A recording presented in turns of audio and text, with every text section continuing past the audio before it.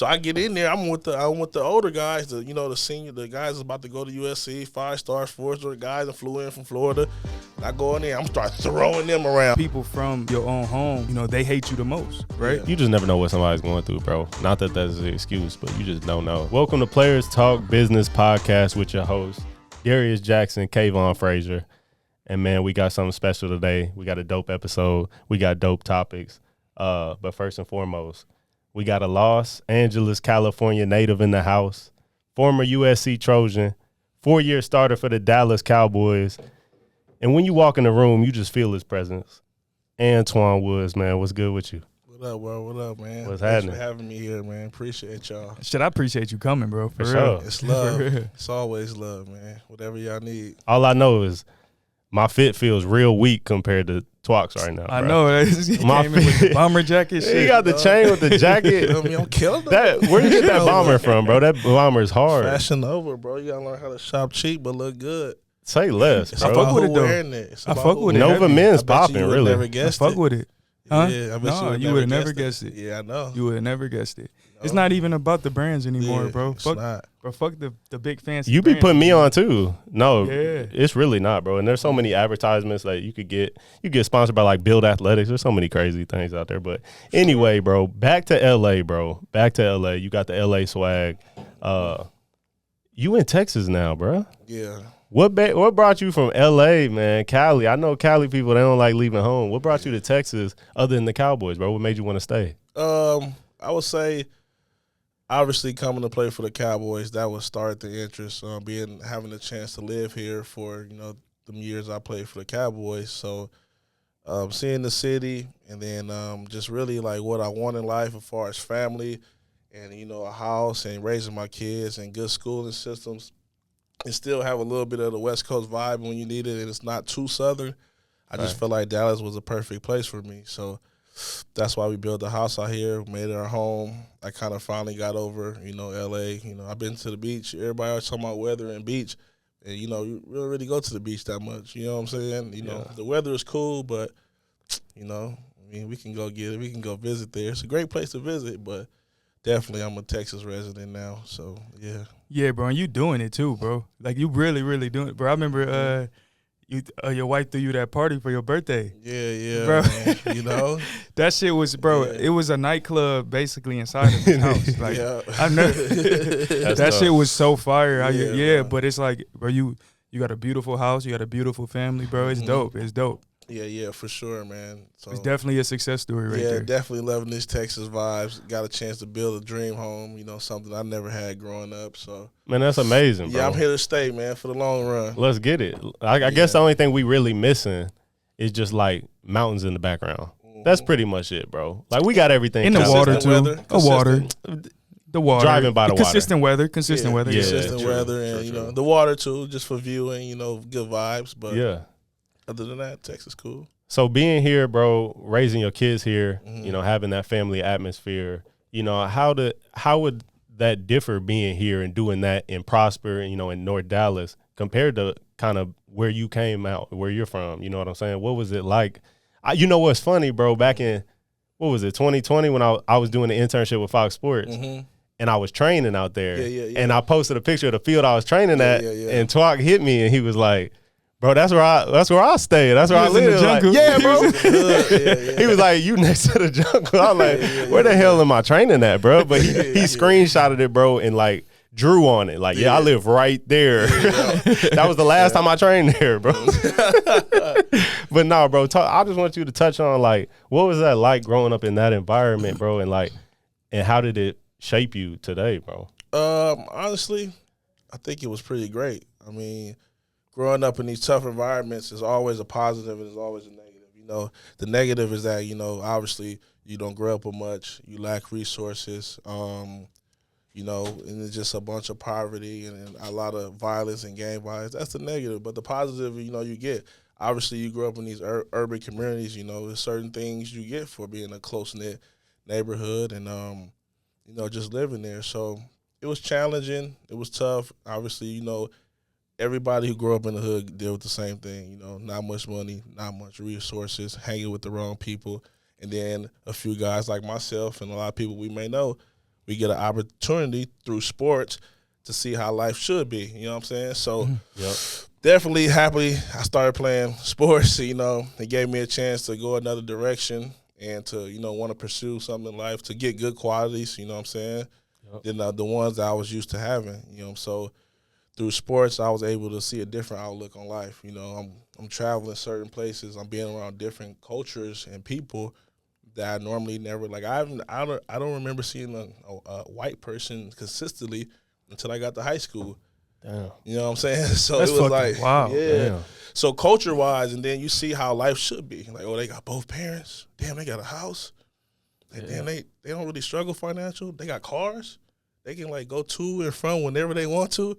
So you start to, you know, so when you see it, just by getting out and seeing it, it's like, damn, I want that. You know what I'm saying? Mm-hmm. So you start getting around it, then it starts to motivate you. And now it's up to you to do whatever you need to do to put that in your life. My way was through sports. It could be anything, through business, through anything. So that's the way I looked at it, and, you know, that's what got me to this point. But go a little deeper into like how you how you grew up, because I know like all of us who play with you know that you grew up in the jungle, right? We all know like that you call it the jungle, right? And it's literally called the jungle, right? But we don't really know like the details because we never experienced it, right? So. So take us, you know, if you don't mind, like, deeper. I don't know if you can tell any stories or take us deeper to the stuff you were seeing on a daily basis and stuff like that, you know, to really give a perspective on it. I mean, it's growing up in, you know, obviously it's a location that's kind of like in Los Angeles and really across the world, like, known for gang violence, you know, a really corrupted area, you know what I'm saying? A lot of, you know what I'm saying, there's bloods, the gangs over there. So, I mean, it's really just, you know, the day-to-day life of people living in the hood. You know, they're shooting, there's helicopters, you know what I'm saying? A lot of your friends you hang with may be doing certain things. Shit, even you might be doing certain things. Not because you're doing something bad or you hanging with the wrong people, but when you're in this bubble, that's your way of life. You know what I'm saying? If I'm hanging out with you every day and we grew up across the street together and every day we come outside, we see each other, we hanging out, we doing what each other do. If you start hanging in the hood, I'm hanging in the hood. You know what I'm saying? These are your everyday dudes. It ain't like you see a group over there and you're like, oh, I want to go hang with the bad guys. No, it's just people you grew up with. It's the way of life when you grew up in these communities. So if we all hang around every day, we're going to school together, you start getting to a certain level. Now y'all hanging in the streets. Y'all hanging in the streets. I'm hanging in the streets. It's the way of life. You know what I'm saying? And that's just what comes with it from the traits that you learn when you're young, you know. And growing up and being involved in gangs is not bad. You learn a brotherhood, you know what I'm saying? Certain rules and qualities that you have to have. Like, you know what I'm saying? So, and that's a point that nobody would touch like that, bro. Like when you started off, I said, how was it growing up there? And you said, great. And from what you're saying, it's basically because it's taught you so much. It's shaped you in such a way. It's changed your life for the better. Survival you know what mode. I'm saying? It's learning how to take these good qualities and put it towards something, you know what I'm saying, in a positive way. You know what I'm saying? My way is through sports, and now starting to transition, and now into business. It's these same qualities. It's not, you know, it's not a special formula. So I feel like I was fortunate enough to grow up in the neighborhood. Obviously, you know, with my kids, I want them to start at a different level of life. But me, I don't speak nothing negative. I'm actually, like, grateful because it taught me so much. Survival, how to deal with people, you know, even in sports, how to, you know, ride for your brother, you know what I'm saying? It's like, I go hard for you, I go hard. You do the same thing in the streets. Right. Yep. Sports, it's the same thing. I got your back on the field, you got my, you know what I'm saying? It's the same thing. So I don't take nothing from it. I love it. I still go back to this day. Every time I go to L.A., that's my home. People say, oh, you shouldn't go back. Or you shouldn't do this. You shouldn't do that. I'm like, it's my home, bro. How can you tell me not to go home? Yep. You know what I'm saying? So that's just how I am. That's how I move. And, you know what I'm saying? I take nothing from it. Very thankful the way I grew up. Wouldn't change it. So, yeah. Yeah, no, bro. I love you. Fired up in here. Yeah, bro. No, but it's dope because I love your perspective on it because I got a similar perspective, right? I grew up in the hood. Wasn't really involved in, like, the gang violence. My mom did a really, really good job keeping me out of that. Went to Christian schools, but my perspective is I was able to see both sides, so now I'm able to relate to almost anybody in the world because I was in the hood, went to Christian schools, and grew up around all, like, super, super wealthy, you know, majority white people, right? For sure. So I fuck with the perspective because, like, you know, you seeing the positive out of it. I think a lot of, you know, us that grew up in the hood, you know, dwell on the negatives instead of the positives. That what it really teaches you to move forward in life. For sure. Yeah, I fuck with that. Definitely. No, it's dope. And from my background, like I grew up in the country, bro. So I grew up, my country town, ass nigga. Yeah, no. So my background was completely different. I grew up in the country, but I did grow up in Garland, Texas, for first grade to seventh grade. So I didn't know. I had friends that was in that environment, but I was never really in that environment. The closest I was we was going to the rec one day, bro. And my boy, he been through some shit now. He's like, hey, bro, just wear red head to toe today, bro. Like, where the route we're taking to the rec. I don't even know my own neighborhood. I'm like, damn, you know my neighborhood better than me? He just wear red to the rec. So, I wore red head to toe, bro. We pulled up. It was I ain't never seen this group at the rec today. And we rolled up, bro, and they just looked at me like I was part of the crew. And we walked in, we hooped, and we left. He was like, and I was like, damn, bro, like, I just kind of got a perspective just in the day in the life of him. Yep. I was like, that shit's different, and then going to Illinois where I moved, country background, but long story short, bro, we all come from different backgrounds, and I think that's what makes us special, bro. Because growing up in a controlled environment, it changes you, not for the worse, but you're not exposed to some of that. So do you feel like safe when you go back to the crib? Because I think that's the main reason why a lot of people say like don't go back home. Shit, even in the Bible, Jesus says like the people from your own home, they hate you the most, right? Yeah. So like, what do you feel like? You're comfortable, you're safe when you go back home, or do you feel like people that you grew up with still envy you? Nah, it's not even about being safe or being comfortable. It's like, bro, I am you. Like the people that don't feel safe is the people that's claiming they're from an area that they're not really from, or maybe lived around there or has some type of cousin or family or some connection to this environment that they say they're from. And now they be asked the question, are you safe going back? And a person like that may be nervous, may be scared, but it's like, bro, I am you. My daddy grew up here. My uncles grew up here. I am you. I just so happened to play a sport that took me this way. Mm-hmm. So as far as feeling safe, it's like, no, I am you. I don't have security. Like, my homie's my security. Like, you know what I'm saying? Like, even if it's one bad apple in the bunch, it ain't going to be all of them. This one person will have to come up with a master plan to even make me feel unsafe. Right. Because I am you. These are people I grew up with, aunties, uncles, homies that see me grow up. So how would I not be safe? You know what I'm saying? I had a community day in my neighborhood, and I had like 500 people there. 250 of them was thugs, gang members. Right. 250 was Cowboys. The other 250 was Cowboy fans and USC and white people. Yeah, yeah. So it's like, I had no security. Most people, you see these athletes that's claiming they from the hood, but they never been there. I go to the hood, I can still stand on any block, and I walk. Mm-hmm. How many people actually walk? Like, I grew up here. You can't. I don't understand. And I'm sure your boys do a good job.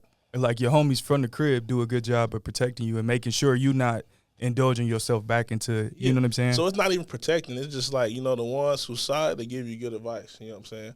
They like, yeah, you come back, show love, but, make sure you ain't hanging. I get in trouble for thinking I'm trying to hang out and be a thug again. Right. Yeah, they looking out for you like, bro, get your ass out. Like even the situation that everyone was speaking of with Morant, I would get in trouble, and my homies would be on my head like, what you doing? Like, you know what I'm saying? Like, you trying to be us, we trying to be like you. Like, what you doing? Like, that's how you half stepping. Right. Like, you know what I'm saying? Like, one of the dudes, the OGs in my neighborhood told me when I was at USC, I was trying to play the fence. USC 5 minutes from my neighborhood. I was trying to be at USC, be in class, football practice, and then come hanging out in the hood. You know what I'm saying? And it was cool. But he told me, like, sir, like, don't be half stepping. You can't have no 1 foot in, 1 foot out. Like, you know what I'm saying? This is for us. You know what I'm saying? Like, these people want to get to where you at. So ain't no doing the both. You know what I'm saying? Like, there's consequences for me to act in a certain behavior because I'm at this point that everybody looking up to. So why would I go back down, you know what I'm saying, to show that they like, what the real ones are going to tell you, like, what you doing? Right, you know what I'm saying? You're not supposed to be doing, you know what I'm saying? So. Dang, that's crazy because I feel like that give a perspective, and it also shows that and I know you just touched on Morant, but it also shows that, like, he not really around like the real people that's really about that. But even if he is, man, every neighborhood, hood is different. You know what I'm saying? Some hoods are new. Some hoods are like, formed by, you know what I'm saying? So everyone got principles, you know what I'm saying, that's been around before them. So anybody can go in a certain area and say this the hood. You know what I'm saying? Just because it's a lot of poverty over here and it's corrupted. Oh, this the hood. I grew up in the hood. We got guns. That's the hood. But that's cool. Maybe he ain't got enough of people around him to tell him that ain't cool. You know what I'm saying? Right. And then you got to think about what age we in. You know what I'm saying? We in the age of these 2023 thugs. You know what I'm saying? These ain't the thugs you know from back in the day or you watch on TV or the ones I grew up around. Right. You know what I'm saying? Because before it was you like a camera, a phone, that was like forbidden. Like live, that's forbidden. Like why would you show? That's like, you know what I'm saying? Yeah. But now, because of what the world want to see, because like these dudes are getting solidified by social media, it's like kind of like you ain't a thug unless social media see it. Like, you know what I'm saying? Yeah, it's like, so they have to solidify and get stamped by letting everybody see it for approval. You know what I'm saying? So that's all that is. It's just different ages. You know what I'm saying? I grew up like half in both. You know, I'm not even that old. It's like before I grew up, half my life was like videoing and recording. That was like a no-no. You know what I'm saying? Like you get in trouble for that. They'd be on your head. You know what I'm saying? Yeah. Now it's like it's 2023. Like the world needs to see. You know what I'm saying? You got all kind of apps. You got Snapchat. You could do, like it's crazy. No, it's wild. Well, that shit dope, bro, because you really give a different perspective because, bro, a lot of people is bashing Morant. And that's why, like, we wasn't even going to bring it up. Darius was like, no, I don't even want to bring it up. Yeah. Because a lot of people is just bashing him. It's bashing Morant, off of the situation that he's in right now. And I feel a little indifferent about it. Like, you know what I'm saying? I think that bro made it, and just like, with our culture, I feel like, he need to show he a role model, bro. Yeah. But you got to think, bro. How old is bro? He 23 maybe, 22? Yeah, he young as hell. He signed for what? How much money? 200 mil? He can't even think about what we talking about right now. Yeah. He can't even relate or listen, you know what I'm saying? He a young dude with a lot of money. And he now he got the bag. So now he don't have to be politically correct. He can do what he feel like he can do what he want. You know what I'm saying? So that's just come with success at a young age. That's the battle.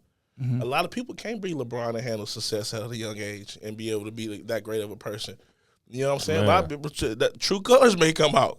Yeah. You know what I'm saying? Yeah. Now I don't got to be politically correct to get the money because now you know what I'm saying? Mm-hmm. Right. So I don't think he's wrong. I just think he's just a new era that's trying to get solidified or get approval. Like, you know what I'm saying? Like, you don't got to be that way, but to someone who's you don't know that man values what he want in life, who he really is. So I don't take. I mean, I'm not losing. I mean, I don't pay attention to all that stuff. I mean, I comment on it, but as far as me developing a perception about that dude, like no, he ain't do nothing wrong. He just messed up by putting it on live. We all do risky little behaviors in our private time.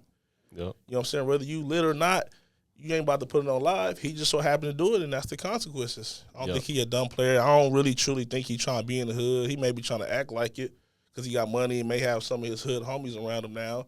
Mm-hmm. But you know what I'm saying? I don't think he. I think it's gonna be a learning experience. Shit, they suspending his ass 50 games. They said. Yeah, but possibly. Yeah, I mean, I didn't hear that. I don't think it's gonna get that serious. Yeah, because he brought a gun on the team playing. Oh wow. Yeah.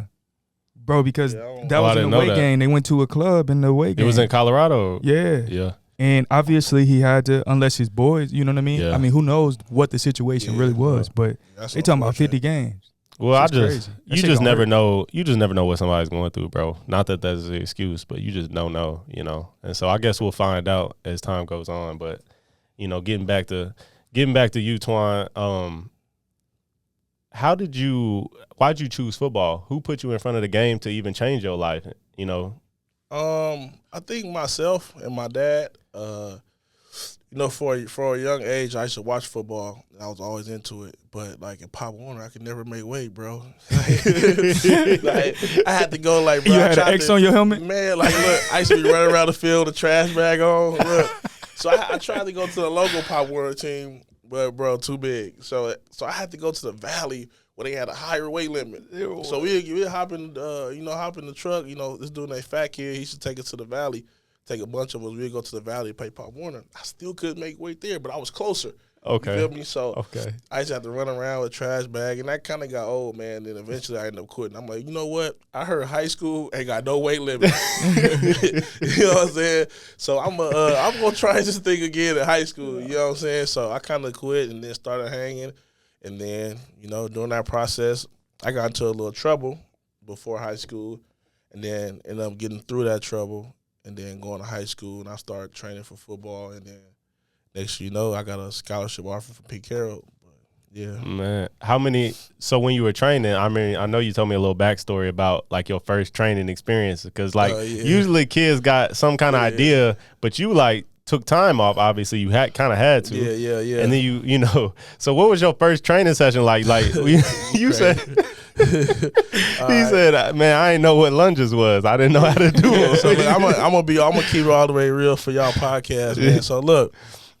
So, growing up young, I was one of them kids. I was a knucklehead. I used to hang around. I was in the streets with a lot of my friends. Like I told y'all, we grew up. They in the streets. I'm in the streets. Right. That's just our way of life. So, I was a knucklehead. I used to get in a lot of trouble growing up. So right when I started training for football, I remember I started training. It was my first day. Mind you, I used to watch football.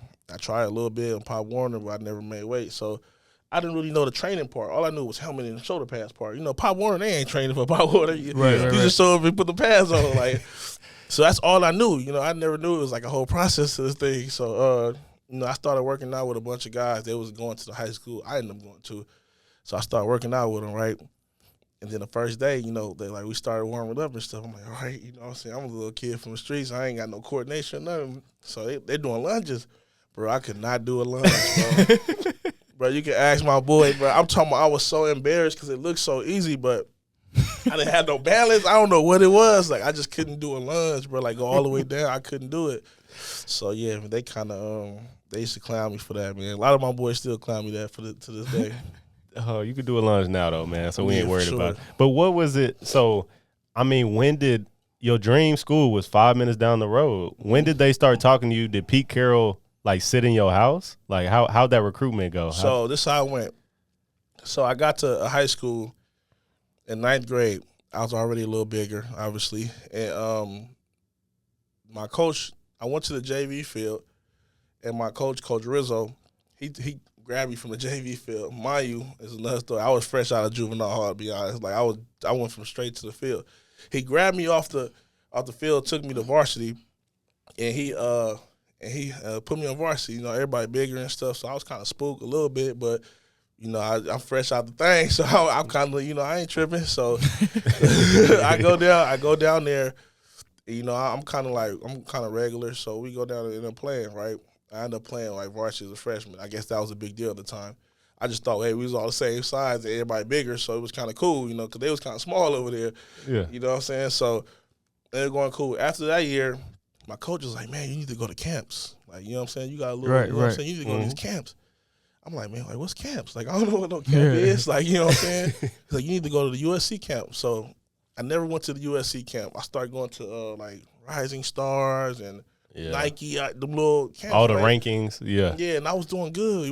I should be beating people. But then I finally, after my 9th grade year, that second semester, I finally, all right, my coach was like, they having the Rising Stars, USC camp, and all this stuff.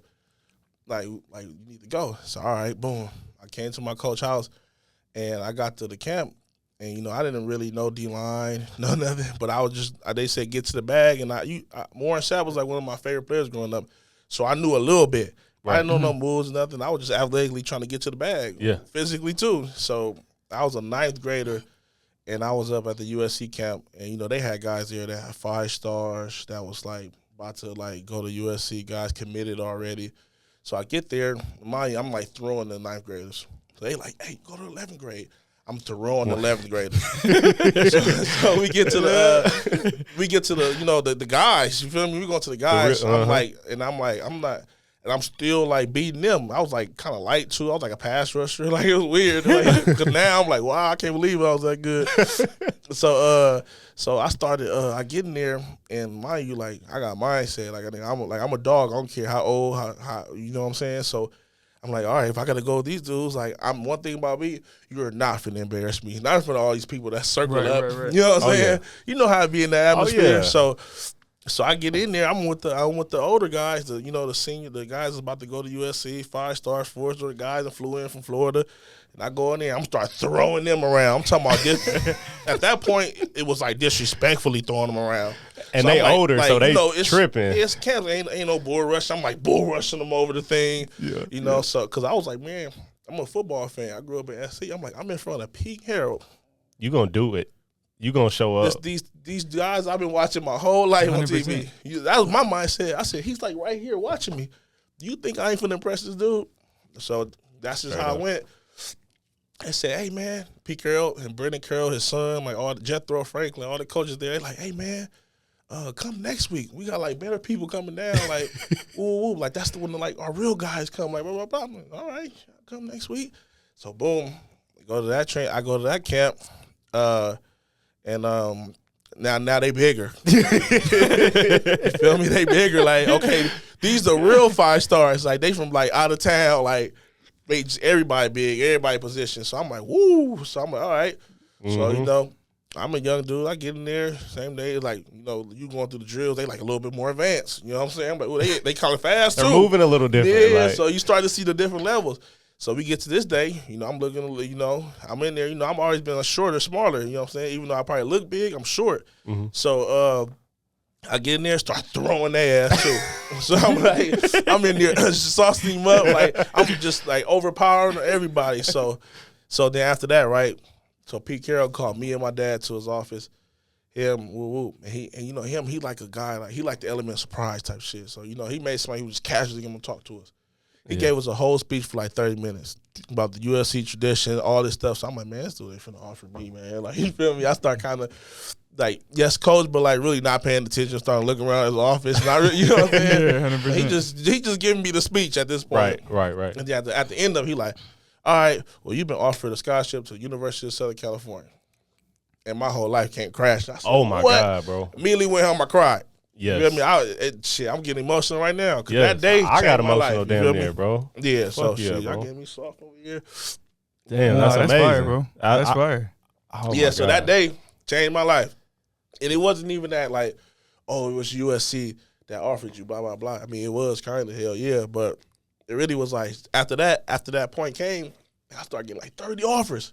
Yeah. Damn. Yeah. It was just because USC, you feel me, offered. You feel me? 100%. So, yeah.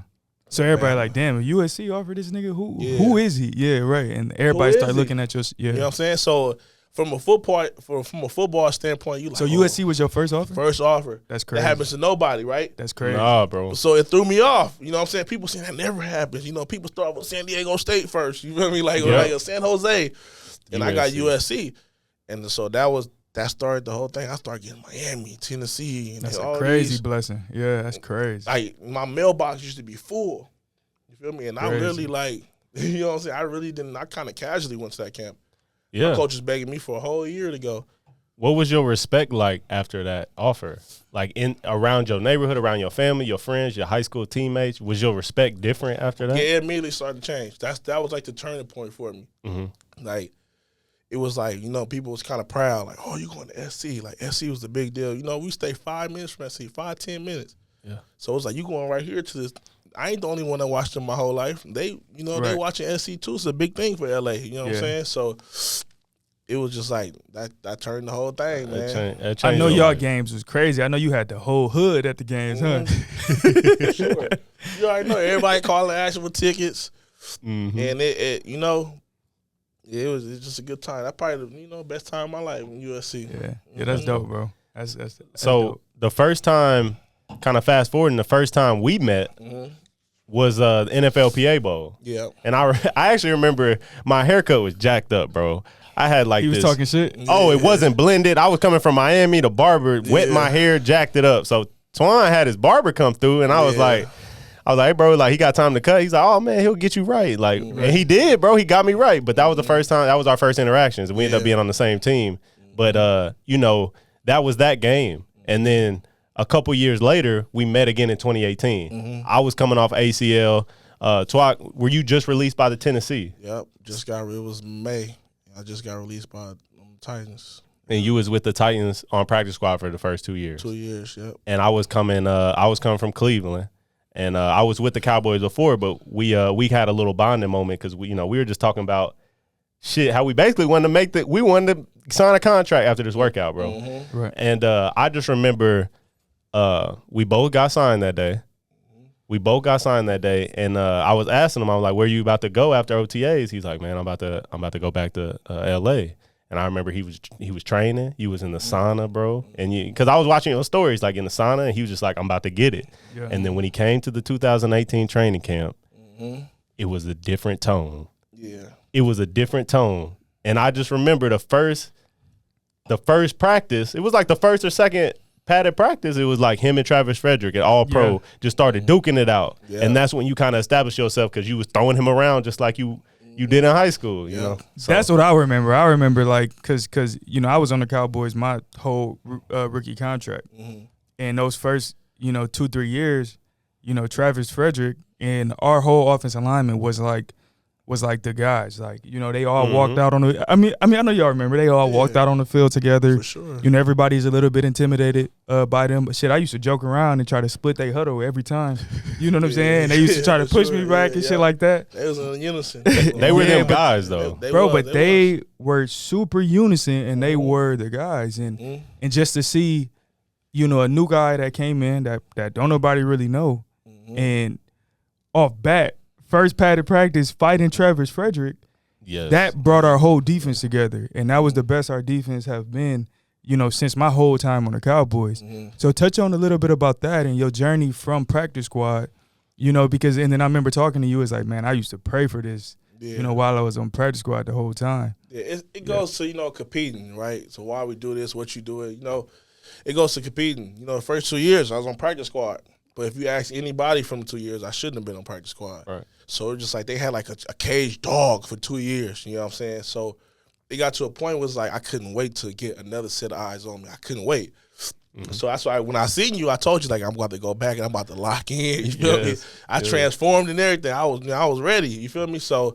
Other than that number was ugly. Trash. 64 trash. But yeah, I felt it though. You felt it. Like they disrespecting me by issuing me this number. I needed that. It was good for the soul. You know what I'm saying? Facts. So you switched to 99 though. Yeah, fast. And that shit was hard as hell. That 99 was crazy. Yeah, but that situation just go back to, mindset, It goes like you said, like I'm coming from practice squad. I got a new set on. There's no excuses now. You know what I'm saying? I got everything I ever wanted. So it's like a new set of eyes on you, and then you got these big tough guys. You know what I'm saying? They in unison. They if you don't know, they will intimidate you during that time. 100%. They walking together like in position, or like the right guard over here, the left guard over here, left tackle. Like they look like they're ready for pod drill like all day. Like they walking together. So me being a competitor, right?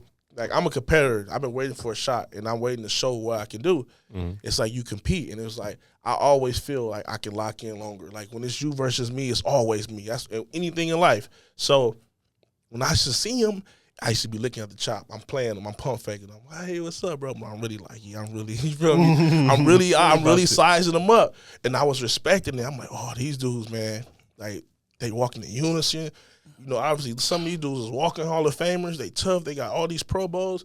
So me as a competitor that's trying to make a team and that's trying to get my name out there and trying to show what I really can do, well, I know I'm capable of. I saw that as an opportunity. Yep. I said, like, it's a street mindset, the same mindset we've been talking about this whole time. Yep. It was like, it's a dog. If you a real dog, it's in you. You ain't got to – I never said nothing. During that whole time, I never said nothing. You can ask anybody. I was quiet. I never said nothing because every night I used to go to sleep thinking about it. You feel me? 100%, So me seeing them, and I knew Travis. It has nothing to do with him. It could have been anybody right there. You know what I'm saying? But he just so happened to have all the accolades that they thought he was Jesus. So I'm like, this is a perfect opportunity. We got a 5-6 time All Pro center that I get to get reps against. You know what I'm saying? Oh yeah. So it was just like every time I see him, I was trying to kill him. Every time I can go against him, I was trying to get him. Yeah. And it wasn't perfect. Did he give me? Hell yeah. He all pro for a reason. Yeah. But every rep I can get, like, it got to the point where I was going harder versus him versus anybody else. Yeah. Because I know if I just beat up on a guy they just brought in that they know they're going to put on practice squad, they're not going to think nothing of it. If I beat on a guy they had last year that was maybe a backup that's kind of returning, they're not going to think none of it. But if I come just whoop they all-pro center every day as much as I can, they're going to start to look or at least talk. And the name of the game is get them talking. And now he has choices that need to be made. So that was my only goal. So just to get to that situation, we just competing, bro. I just wanted it. You know what I'm saying? And that's just the kind of mindset I had, back then. I still do.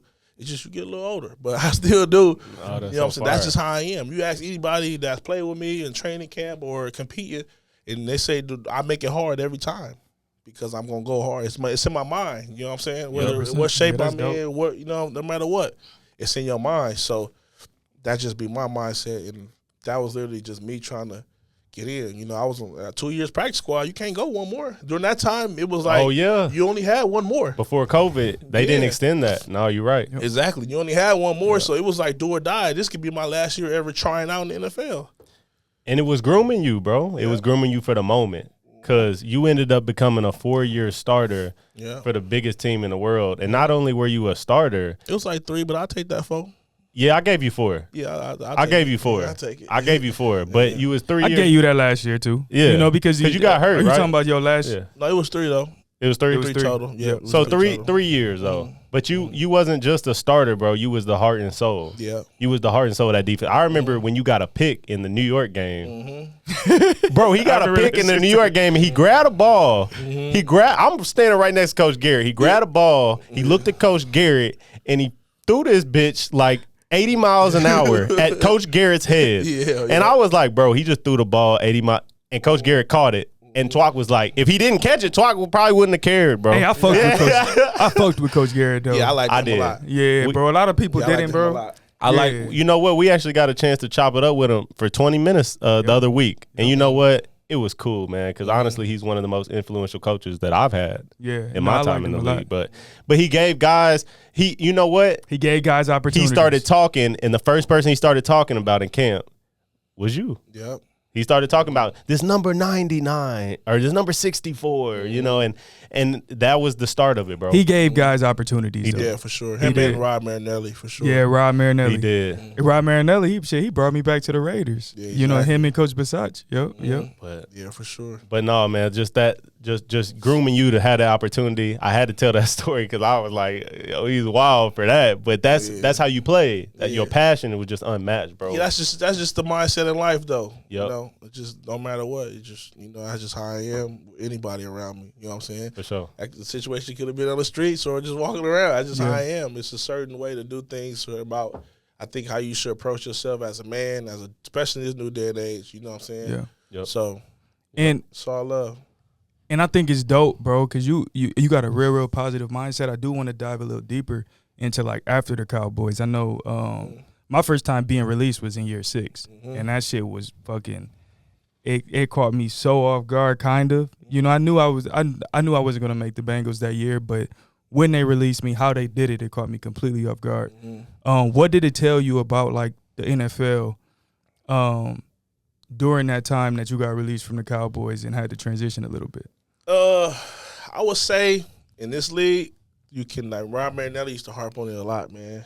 You can never ever get comfortable, even when it's going good. You know what I'm saying? So, because you never know. You never know. Rob Marinelli say, as soon as you think you got it, you don't.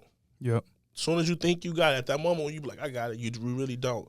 Because that's the moment you start relaxing, the moment you start not doing everything same. Now that same hunger and mindset is not the same. You know what I'm saying? Because you think you got it. So it was just kind of like, it was kind of that. I'd have been released before a few times before that, but that was kind of hard. I ain't gonna lie, because I fell into it. I thought I had it. The whole building likes me. You know what I'm saying? Like, people speak good about me. You know what I'm saying? You play good. You know what I'm saying? You have value to you more than football. So I started, then teammates, certain teammates. I got Zach Martin telling me how much, the defense need me. That's a walking Hall of Famer. Yeah. That naturally can make you feel like, oh, okay, if Zach feel that way, okay, cool. Oh, I must be good. Like, now Dak talking to me about defense. Now you like, okay, I must be important around. Like, you know what I'm saying? So it feels good, and you get it comfortable. You get used to that. You know what I'm saying? And then situations happen. Now it's like, sorry, you got to go. And then it's emotional, or is it? You know what I'm saying? Now it's like, what do you do now? You have to transition and start all over again. Yep. Yeah. All them situations we just talked about, the success, the good plays, the bad plays, the competition, the fights, is like now it starts all over again. It don't matter no more. It don't. Yeah. It don't. It don't. In this league, you know what I'm saying? So At all. it's a learning process for everybody, and you just kind of got to just take the lumps with it and keep going. You know what I'm saying? And it's just another lump in the road. It is. Life way bigger than football. Man. That's what people need to realize. Life way bigger than football. See, and that's football so down here on my mind. I got 3 kids. You feel me? Why would I put football up there? Like, football is just right here right now. Yep. Exactly. So I'm like, I'm not about to let me getting released from an NFL football team just damage me to where I'm just like, you know what I'm saying? I'm like, shit, what's next? These kids and that's how you got to be. No, these kids need it all. So what's next? You feel me? What I'm doing next? Where I'm playing next? What business I'm doing next? We ain't got time to be moping. You feel me? Life is short. You know what I'm saying? So yeah. I know exactly what you're saying because you talking, you preaching right now, and I'm glad that you transitioned in that because I want to ask, like, so you're at the point where it's like, yo, there ain't no stopping. Football was a part of my life. It helped me get to a certain point, but I got to provide everything for my family. For sure. So what'd you choose to go into business wise, and how are you approaching that? So the approach is like, look, so with people and athletes, and man, you have to be good at like self-evaluating, right? So it's like football, right? Do I still think I got juice and I can play and I can be that same 3-4 year starter we talk about? Hell yeah. 100%. But is it going that way in my career? It could by any play. Yeah, I can come training camp with a team this year and re-spark my whole career. It could be great. I mean, the conversation can be different. But has it? No. It's been a few years. I'm kind of like, I've been a bubble guy the last 2 years. You know what I'm saying? Having to compete for a spot, whether I deserve it or not. I used to competing for a spot. Yep. So now you have to evaluate. You're like, all right, my job security, the job security in the NFL is not really security at all. Never. But when you talk about being a bubble guy compared to somebody that's playing, that's just a huge gap. So now you like, all right, I'm a bubble guy. I'm day to day. You know what I'm saying? When you're playing and you're in a rotation, you might be week to week. But when you're a bubble guy, you day to day. For real. So it's like now that intensity of you having to go to work and having to perform and like everything is enlightened compared to when I was starting 3 years. I didn't think about being cut. Yeah, right. You know what I'm saying? Yep. It's just like levels. Yep. So it's like if you're a good self-evaluator, I'm like, okay, bubble guy 2 years, haven't really played much. That same guy they seen in 2018, they haven't really seen him yet. I still think I could do it, still feel like I could do it, but I haven't did it. So it's like, okay, what's next? You got to transition. And now, I'm still working on playing, I'm still training, but it's like, hey, what if I'm a bubble guy again? What if I start bouncing around? And now next year I'm done. Or as I'm going to wait till next year after I begged the NFL for a workout to start thinking about my life. Nah. Right. While I'm still in it, they still call it. So while I'm still in it with opportunities, it's like I'm going to slowly, maybe a little bit more faster now, if you're really looking in the mirror, I'm going to start setting myself up to transition so that I'm able to continue my same lifestyle. You know what I'm saying? And that's what it's about. You know what I'm saying? Because a lot of people, oh, yeah, you saving money, you spending money, but you're not realizing, that lifestyle going to add up when you're done. You're not receiving them game checks. Man. Yeah, 100%. And that's why most people go broke a few years after the NFL. Yep. It's the lifestyle. lifestyle. Every NFL player live above their means. Every professional. It's naturally. 100%. More money, you get more bills. It's naturally. Yep. You can be the biggest financial critique ever. You're living above your means. Your true means. You know what I'm saying? So because you go from 0 to 100. Yeah, because you're used to getting this money. Yeah. But then if you're not putting yourself in position or even putting any action towards it, even thought, you're already behind. And that's why so many of us go broke a few years after. Me, I got 3 kids. I got $1 million house. I'll be damned. Right. I can't wake up and look them in the eye and say, we got to move. Oh, man. You feel me? That would damage me more than anything in my life. So I'm like, y'all crazy. Yep. So that's why I'm in that transition early. Like, I'm still playing. I'm still training. I'm still going to, go when they call. But I'm in a transitional stage, though, Yeah, and that's what I want to ask you is, like, what, if anything, would you have done differently while you was playing? Because all of us, like, shit, even me, I'm like, damn, I wish I would have, you know what I'm saying? Like, I value so much materialistic things. So you can even look back on my Instagram for fucking 2 years ago and how I used to dress. Like, I value so much materialistic shit.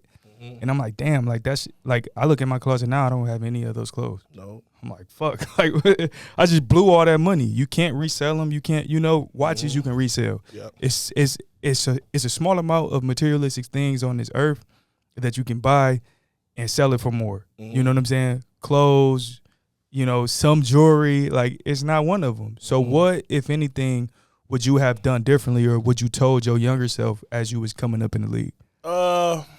Honestly, I wouldn't change nothing. There's a few decisions I could have made that have been better, but I think that's part of growing. You feel me? Right. If we all had the formula and everybody had the formula of life, and we just all like people that just don't get to, you don't just get that way. You know what I'm saying? Like I watch you transition like better than I've ever seen anybody transition, but you just didn't get that way. You had to learn somewhere. You know what I'm saying? Yep. So I think anybody who's going through that, you have to learn. You know what I'm saying? Obviously, you can ask anybody who's successful, non-successful. There's so many things they probably would have changed or did different. Yeah, I could have made better decisions here. Yeah, I wouldn't have blew this money. Yeah, I wouldn't did that. But you had to learn from it. You had to go through that, yeah. Because if you didn't, I'd probably still be doing the same thing. I love that perspective, too. You know I love that perspective. I love that. You got to. You start to, like you said, you got to evaluate. You start to see certain things, and it was like, nah, man, I got to start moving this way, or I got to start doing this way. Or if I keep moving this way, this is where I'm going to end up. Yeah. You know what I'm saying? Or if I can't do that. Yeah, 100%. So it's like sacrificing, for the greater. You feel me? No doubt, bro. So So touch on the what you doing now though. Like because I know you big in the trucking space. Yeah. I know you got shit I seen on your Instagram. So you low key hit something with that fridge though. Yeah. What I say, bro? What I say? I don't know if you know what I'm talking about. You low key after you flipped it, you bumped into something. I bumped into something? Oh, yeah. You talking? Yeah. It's part of the process. Yeah. That's why I was like, cut. He cut it, though. Yeah, I know. That was part of the comedy, though. That was part of the comedy. That shit was hilarious. I love how you keep it light, though. Like, he be like, come join Death Row Records. And he'll back in this fridge, and then he'll go drop off the appliances. And he had on St. Andreas' GTA song, like Mission Pass, bro. Yeah, Mission Pass. Bro, I love, like, when you keep it light, but you working, bro. Yeah. But you keeping it light, you keeping it fun, bro. And that's where people want to be around people like that, So I've I started trucking like over a year ago. And the first thing didn't really go well. I did over-road, didn't really go well. We went to war with Russia. The gas prices got high and everything. So it didn't really, it didn't really pan out the way it was supposed to. But I got in this business, final mile. Basically, it delivers appliances. You know what I'm saying? Everybody needs appliances, refrigerator, washer, and dryer. Even deliver it. And, being this year, I was on IR the whole year, not playing, just kind of sitting around, rehabbing, dealing with some personal stuff. You know what I'm saying? So that gave me time to kind of think, you know what I'm saying? I'm sitting around during football season, that's uncomfortable. You know what I'm saying? I'm not, you know what I'm saying? So every place is different. Mm-hmm. A lot of guys, a lot of teams, the hurt people is involved. You know what I'm saying? Kind of still going to walkthroughs. Arizona, that wasn't the case. You know what I'm saying? You don't go to the stadium. You don't go. You just kind of like. I heard they food nasty too. Yeah, I guess everybody just figured that out. With the NFL, they had the NFLPA votings, and I ain't gonna lie, AZ was, I think, last. Yeah, so it's different out there. Yeah, 100% correct. Like, for sure. I don't, me, I don't ask me a question, I'm gonna tell you the truth. Yeah, it's terrible, and that shouldn't be accepted. Yeah. In all honesty, like straight up. What you think it's the leadership? What you think it is? It's not nothing to do. Leadership don't build a building. Don't pick where they go to work. It's just, yeah. You know what I'm saying? You can see where that's going. Somebody needs to go, invest in their own situation. Yep. But I've been doing trucking. It's going well. I got 7-8 trucks running, delivering appliances in Dallas, bro. I got contracts with Nebraska, contract with Lowe's, you know what I'm saying? So it's going really, really well. And also I'm in the process of opening up a Cold Stone. Me and my wife really love Cold Stone. So, we started doing the footwork, and we got one of those in the process of working. So now we got a franchise, Cold Stone. Now the truck is going really well. So it's just part of, I'm in that, I'm still trying to play too. So it's just it's not waiting to the end, bro, to kind of keep up. It's like, I like the way I live. I don't really live crazy. You know what I'm saying? I kind of just take care of mine, but I like how I live. So I was like, I need to match it with, you know what I'm saying? Yeah. So basically, it's just what we always say. It's whatever you choose to do with anything in life. If we put the same energy we do into being a pro athlete, if we do it into any business, any venture, it's going to be successful. Any podcast like you're doing now, it's going to be successful. All it do is takes work and connections. You know what I'm saying? That's it. Yeah, bro, and I'm proud of you too, because you really doing it. Like, I saw when you was first transitioning, into it. You know what I'm saying? You really, really doing it now. Like, I mean, honestly, really, bro, really and I'm gonna say this on your podcast. I mean, you had a lot to do with it, bro. So I want to thank you, because watching you, I'm like, man, I should see you every day. We should train together. You know what I'm saying? And it's like you transfer with you switch without even thinking. Like it seemed easy. I know you had a process of how you do it, but I was just watching you from the moment we talked when we played the Raiders that one time, and I see like you was in your transition on stage too, and I'm like, all right, we both was inactive that game, or I was something like that. We was talking, we just like, it's a long time from the Cowboys when everything was good, and to see where you been now, they kind of get me like, whoa, like I seen you do it with ease, so I'm like, well, let me start, my way. I ain't got to do what you do, you know what I'm saying, but just it bring attention to me to do it my way, you know what I'm saying, so I appreciate you. Thank you, bro, for real. Yeah, but that shit, it's real. I mean, it's real, especially like, just like us being around each other, your peers, man, just push you. Because, for us, it's like you brought it up earlier. It's like, what's next? Because you're going to be successful in whatever you choose to do. Exactly. It's just making the decision. Yep. And I love hearing that, y'all pushing each other too. But bro, man, it's been a dope podcast. But I'm gonna take us to a lighter note now. I'm gonna take us to a lighter note because we gotta get the hot take of the day, man. We got to get the hot take of the day, man. Okay. And it's a cool, loose question, but it's necessary. It's absolutely necessary, especially from you coming from Cali to Texas, bro. Yeah. In-N-Out or Whataburger, bro? In-N-Out for sure. So come on, bro. Hey, but there was some new. It was some new. Come on. Some science or stats or whatever that said Whataburger have the healthiest. You see that? The healthiest burger. I'm like, ain't no way. But we're not talking that bitch sloppy as hell. Ain't no way. Is it? Because I ain't never seen grease pop off of that. But we're not talking about health though. We ain't talking about health. We talking about taste. Man, last time I got Whataburger, bro. Talking about a hamburger. Last time I got Whataburger, my you know how the burger's supposed to be perfectly stacked on top of each other.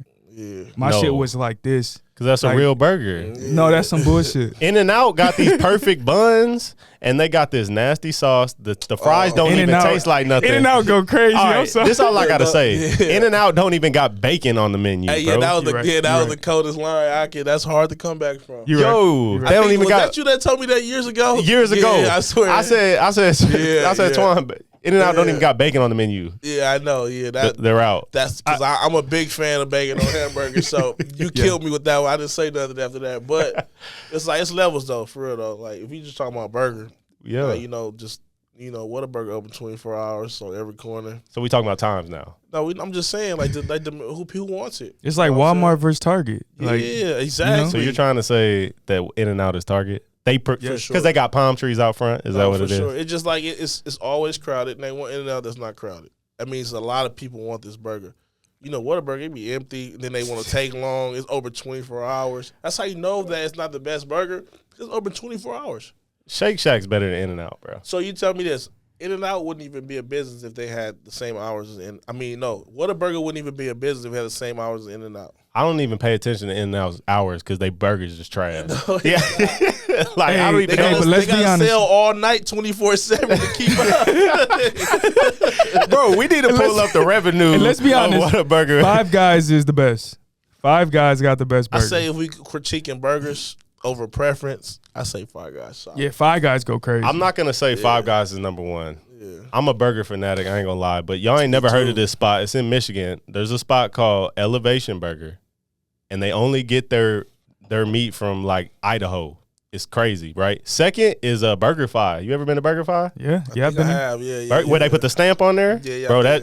Cowboys, the stamp can't be healthy, first of all. But Cowboys, it's a stamp Cowboys Club Wagyu burger is crazy. Oh yeah. I mean, that's a Wagyu burger. That's Wagyu, bro. That's like exotic. Yeah, that is crazy. You getting bougie on us, bro. Hey, but obviously, I had to say that. I knew you got to stay true to your roots, but In-N-Out is trash, bro. Nah, it's definitely not. I don't even like that's like Whataburger is just a little bit better than McDonald's. Oh man. Like, what did you? So look, tell me this. What did you get at Whataburger? Patty melt?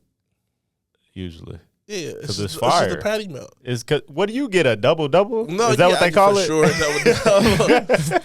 That's all we gotta sell is a double-double. Double-double. I say give me a patty melt. That double-double crazy. They go crazy. Yo, and then you're right, the fries is kind of like, the like below average. The fries trash. Animal style fries. Do you even taste the fries? The fries trash. The fries is trash.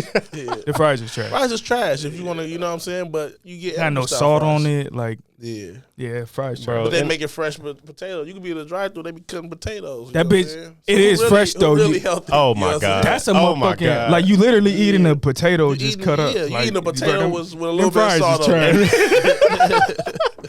All I know, bro, is the only reason people mess with In-N-Out, bro, is because they got palm trees. I swear to God. And they say it's from Cali, bro. That's it. I'm convinced. Shit, playing for the Cowboys, they used to bring that. They don't got breakfast? You remember playing for the Cowboys when they used to bring that food truck? The In-N-Out food truck? Now, when I was real hungry. Whataburger truck. Let me know if you see Whataburger truck. They ain't out there. They gonna get out there, though. Demand. It's a demand. I will keep it real with you. I'll keep it 100% real. The best In-N-Out burger I've ever had came from that truck at our camp. That truck because it was actually fresh, and I'm not gonna lie, I actually tasted it a little bit. That truck was different. Okay, Whataburger truck. Bro, let's get that truck in this podcast, bro. That truck is different. Yo, that different. Let's bring that truck to Texas, day, bro. Let's bring that truck to Texas. We need that truck ASAP. Man, but no, bro, it's been fun, man. You really, I mean, I enjoyed it, bro. You've been one of them. Sweating on here. It's all good. He was sweating. I didn't know if it was tears or sweat halfway through, but bro, man, you kept it so real, bro. You kept it so real, and it was so fun, man. But man, give the audience, give your IG handle, your Twitter, where they can follow you and keep up with your story, bro. Yeah, man. Follow me on Instagram, Twitter, or whatever you want to. Just Antwaun Woods, my name. ANTWAUN Woods. You should be able to spell that. Man, keep inspiring, bro. Look, you should be able to say Twaka. And we're gonna have to redo this. And we're gonna have to do this again too, for real. Yeah, like we have part two. Part two's coming, bro. Part two's coming. End of the summer. Got a lot of stories for y'all, man. Say less, bro. Say less, man. I appreciate you coming through, man. Until next time. Shout out We Work Preston Center in Dallas. Also a shout out to First Class Studios for this amazing camera setup. And we looking for a wine sponsor. As you notice, we got the wine on deck at all times, every episode. Today we had the Prisoner right here from Tarjay. But we're looking for a sponsor. So holler at us. Players Talk Business. Darius Jackson, Kavon Frazier.